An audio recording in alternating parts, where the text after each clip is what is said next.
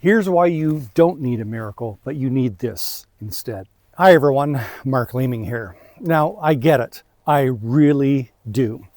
As a fellow sinner saved by grace, I fully understand why when we're going through a spiritually hard time, when we're going through a period of spiritual doubt, that it's very easy.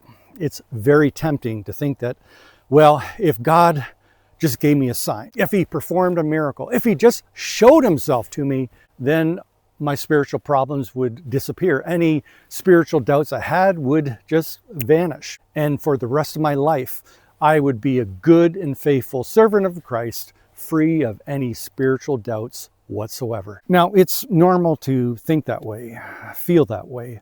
In fact, I'd go so far as to say that it's conventional wisdom. And yet here's why Psalm 106 goes against that conventional wisdom. In lamenting the sin of his own day, the psalmist confesses that, well, he and his fellow Israelites, they were really no different than their ancestors when they lived in Egypt, when they were being rescued out of Egypt. In verse 7, he says, "When our ancestors were in Egypt, they gave no thought to your miracles." Now, hold on. Are we talking about the same people who walked between the parted waters of the Red Sea, who saw the literal manifestation of God in the form of a pillar of cloud by day and a pillar of fire by night?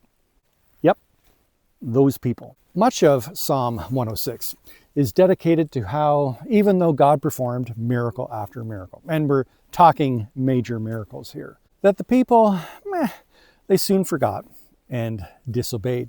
In reference to the famous incident of the golden calf, in verses 21 and 22, the psalmist wrote, "They forgot the God who saved them, who had done great things in Egypt, miracles in the land of Ham, and awesome deeds by the Red Sea." What any of us would give to witness just one of those miracles. And yet Psalm 106 reveals a very troubling truth, an uncomfortable truth about fallen human nature. Miracles, no matter how great, no matter how grand, have little to no lasting effect. And to the hardened, unbelieving heart, they have no effect whatsoever. Just think of all of the amazing miracles that Christ performed in front of the religious elites, the healings, the raising of the dead.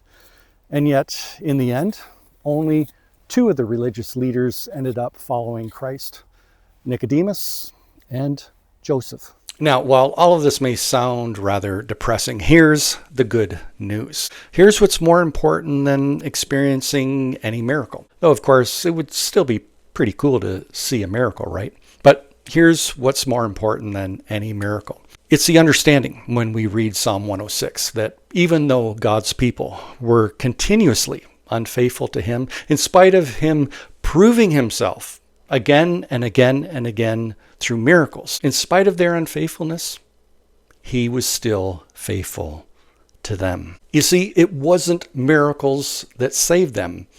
It was God's faithfulness, his commitment, his loyalty, his love to them. Again, as a fellow sinner saved by grace, I get it.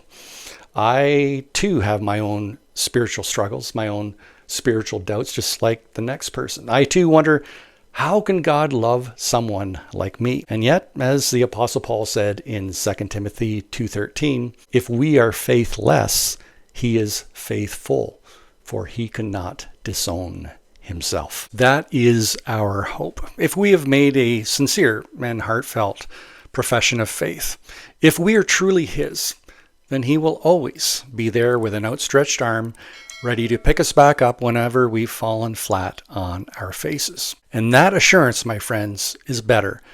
It really is better than if we ourselves have been able to walk through the parted waters of the Red Sea. Know anyone who needs to hear this message, then please share it with them and dare to be wise.